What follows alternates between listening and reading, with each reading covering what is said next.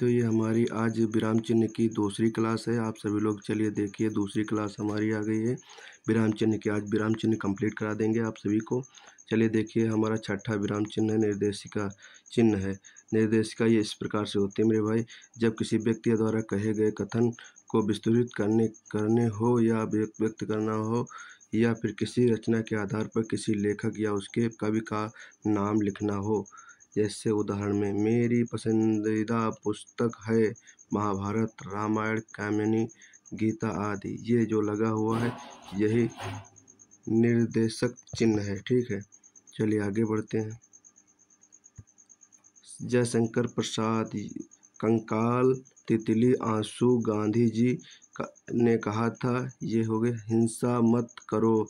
ये जो है दोस्तों, ये निर्देशिका की जो है उसका चिन्ह है। ठीक है, उसके चिन्ह है। ठीक है, निर्देशिका के चिन्ह है। ठीक, उदाहरण के लिए 7 नंबर देखिए, उदाहरण अवतरण चिन्ह। उदाहरण एवं अवतरण इन्वर्टर, अंग्रेजी में से इन्वर्टर कामा कहते हैं। जैसे जब किसी कथन को जैसा का तैसा व्यक्त करना हो तब उदाहरण या अवतरण चिन्ह का प्रयोग किया जाता है। उदाहरण या अवतरण चिन्ह का प्रयोग किया जाता है। उदाहरण में उसने अपनी परियोजना को इन्वर्टर कामा बंद कर दिया गया। उदाहरण चिन्ह को ऊर्जा, हरित ऊर्जा का नाम दिया। यह पुस्तक आत्मनिर्भर, ये हो गया आत्मनिर्भर को महत्व समझाती है। मैंने निराला की जूही की कली कविता पढ़ी। ये हमारा जो हो गया उद्धरण चिन्ह, ये जो लगा हुआ है ये उद्धरण या अवतरण चिन्ह हो गया। ठीक है दोस्तों, चलिए आगे बढ़ते हैं। योजक चिन्ह। योजक चिन्ह इस प्रकार का छोटा होता है। योजक चिन्ह इस प्रकार लगता है। इस चिन्ह का प्रयोग समान अर्थ या शब्द विलोम शब्द या तुलनावाचक शब्द के माध्यम से किया जाता है। उदाहरण में, भूखा प्यासा, बड़ा सा घर, ये लग गया। सूखा या दुख, सुख दुख, ये लग गया। जो त्यों, ये लग गया। तन मन धन, ये लग गया योजक चिन्ह, ये लग गया योजक चिन्ह। पास पास, ये योजक चिन्ह लग गया। थोड़ा बहुत, ये योजक चिन्ह लग गया।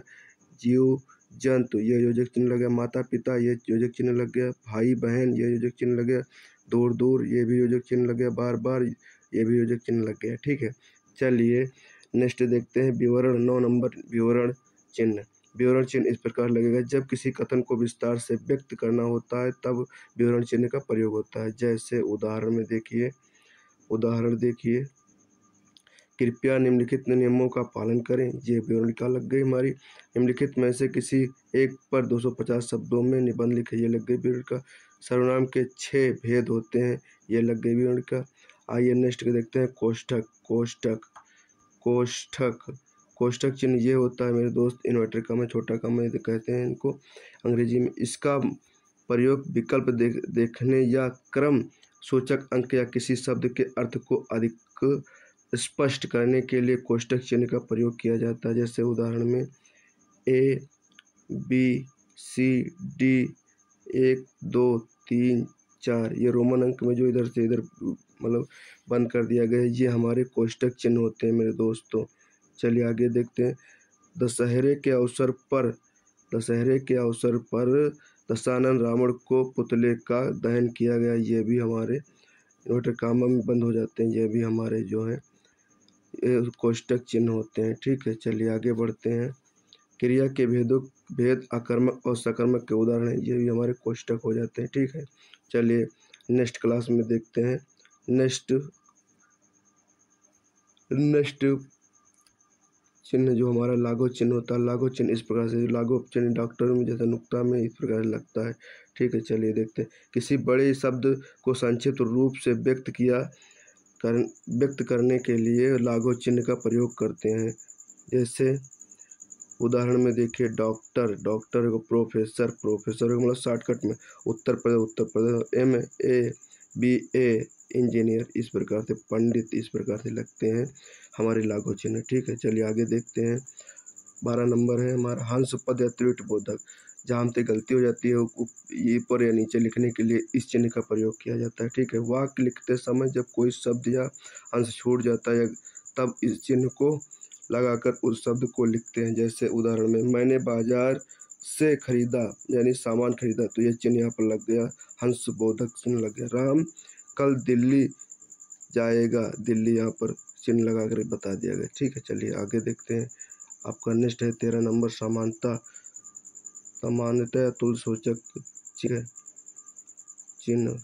किसी शब्द एक का अर्थ लिखते समय समानता मूलक चिन्ह का प्रयोग करते हैं। उदाहरण के लिए विडोजा इंद्र, जनार्दन विष्णु, शार्दुल शेर, ललित सुंदर, हर्ष हानि, रिजु सीधा, कुसुम फूल। ये जो हमारे लगे हुए हैं भाई, ये जो हमारे लगे हुए हैं ये समानता या तुल्यता बोधक या बराबर का चिन्ह बोलते हैं इसे। चलिए आगे देखते हैं। अल्पविराम, अल्पविराम या उपविराम या अपूर्ण विराम का चिन्ह जो ये है, ये अपूर्ण या अल्पविराम में काम आता है या उपविराम में काम आता है।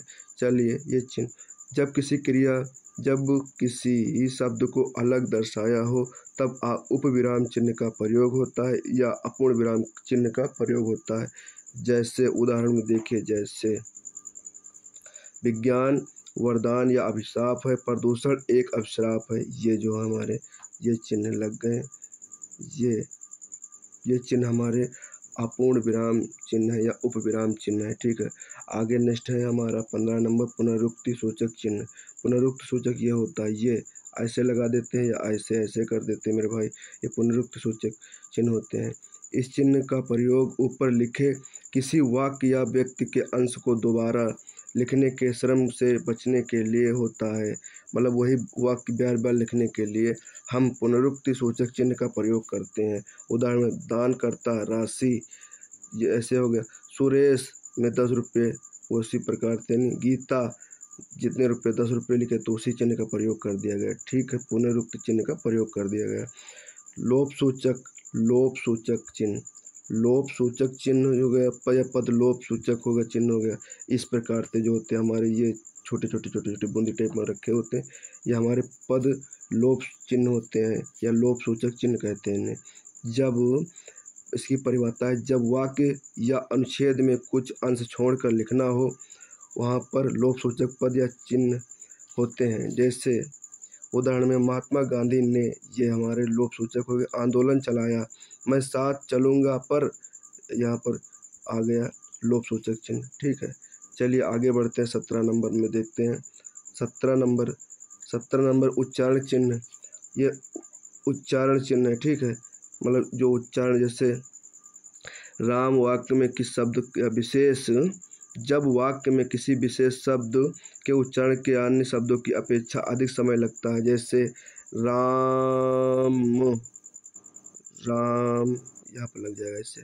ठीक है, जैसे ओम ये लगा हुआ क्या है। ठीक है, चलिए आगे बढ़ते हैं।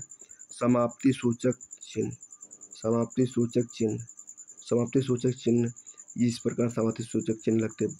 इसकी जो हमारी परिभाषा है ये पढ़ लीजिए। बड़े लंबे लेख कहानी अध्याय पुस्तक के अंत में मिलता है जो यह दर्शाता है कि कहानी लेख या अध्याय या पुस्तक समाप्त हो गए हैं या रामायण की पुस्तक है।